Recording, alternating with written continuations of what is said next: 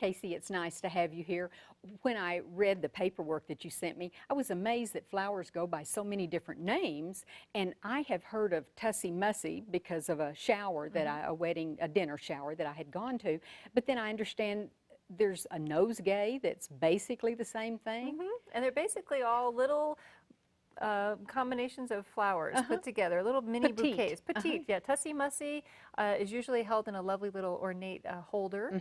And then there's the nosegay, as you mentioned, and then the posy. And the posy is another word for it, but it's basically a small bouquet that you've gathered together without really much technique, just to put it together. Oh, good. But what there has been a long history of is making these nosegays and posies to send messages to people. So back in the Victorian era, in fact, women studied florography, where they learned yes, the new word for me. Yes, they learned the meaning of flowers, and you would combine certain flowers to let someone know something. So if you had a suitor that was pursuing you and you wanted them to continue to pursue you, then you could make a little posy of maybe red roses, saying that I'm interested, and come along. And then, but if you were to do something with white carnations, apparently back in the day, that meant I have disdain for you. So let's do this anymore. So these were all messages that you would be making. Yeah. So this has been a really fun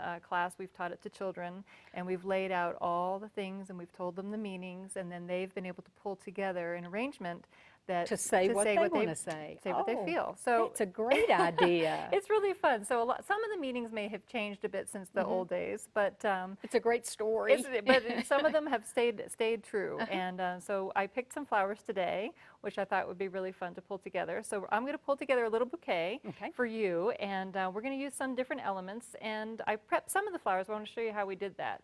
So the roses, spray roses, are a great element here because they're petite, which the bouquet should be anyway. And I cut away some of the stems that were growing along the main part of the stem and cut them away, and they're long enough because we're going to make a teeny bouquet, and we're actually going to put them in these? Yes, we're going to put them in these little bouquet holders, which remind me really of the Tussie Mussie holder. So and they're kind of silvery, so they're kind of Victorian, so they should be really pretty. So I've trimmed away some of the rose stems, and then this flower is a mum, and mums have lots of meaning, and they've been around forever. In fact, the Japanese one artist in Japan will spend his whole lifetime trying to paint a perfect chrysanthemum, because it is a very highly esteemed flower in Asia, and very, very beautiful. So not maybe this one, there's some that are much more ornate, but the mum has been around a long time.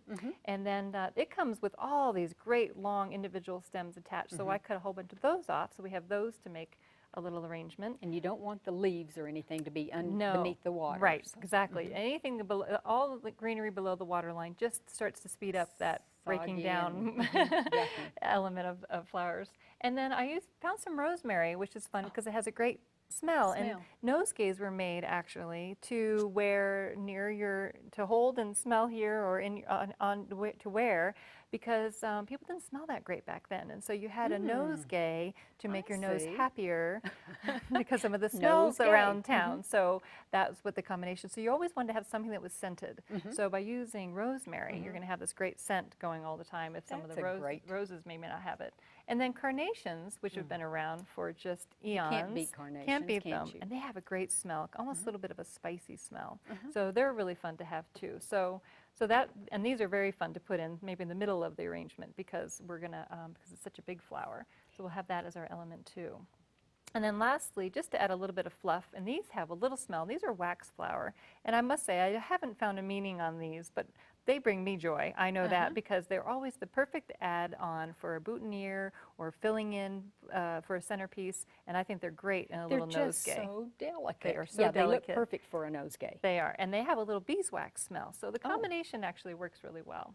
So I would simply organize this arrangement with... This is how you would start, maybe, I would start everything out. So I would think, okay, I want to have a pink carnation, then I'm going to pull in a rose, and then I'm going to pull in maybe some mums, and I'm only just going to keep gathering them into my left hand, maybe trimming away some of the greenery as I've pulled. As you go. If I haven't had, so it's already looking very, very sweet.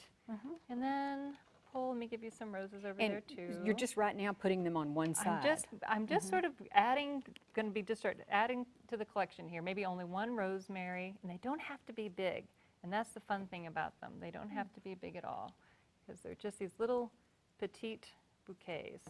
It's already looking very sweet, like that. I just love these little teeny tiny flowers. I do too. I think they're great.